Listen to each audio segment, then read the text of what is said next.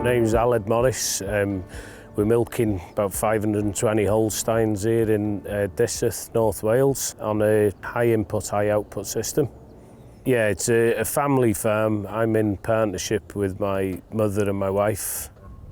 Yeah, we upped our milk from forage from about 2,500 to 3,200 litres.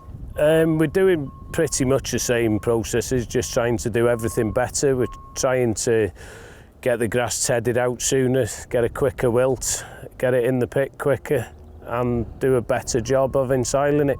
Yeah, the yield's gone up from about 8,500 to 10,300. We have obviously used a little bit more concentrate, but the concentrate per litre has actually gone down slightly.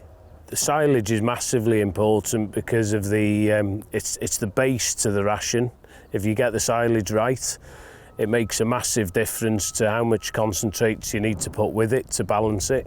The other thing, we want to make sure that we get enough forage because running out just isn't an option. We don't cut on the sort of 4-week line like some people do. We're near 5 to 6 weeks to try and make sure that we do get a fair amount, but of better quality than what we used to have. We're using the Ecosyl on the grass and the Ecosyl on the maize.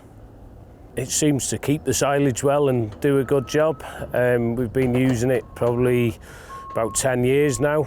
And we're happy with it, very happy with it, so don't change what isn't broken. Hi, I'm Peter Smith. I'm a forage specialist with Volac. My role is working on farm with farmers to improve silage making.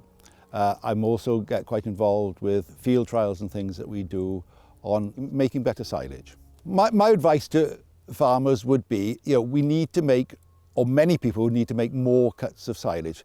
2 to 3 cuts probably isn't enough in this day and age. If we want silage that's going to be high quality, we need to have at least 4 cuts, and cutting more often will grow more grass, not less grass.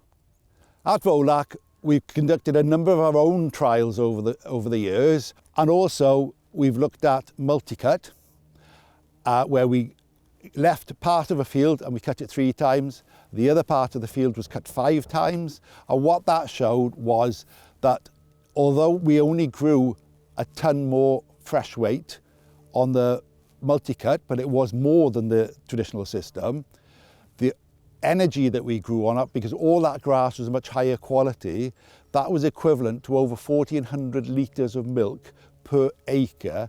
So that puts the extra charges of the contracted, that just pales into insignificance. Well, the one thing that we did see in those trials is once grass is tedded out, it wilts very rapidly, whether that's straight after mowing or later on, but straight after mowing gave us the most rapid wilt. So why should we use an additive? A fermentation is all about bacteria fermenting that silage.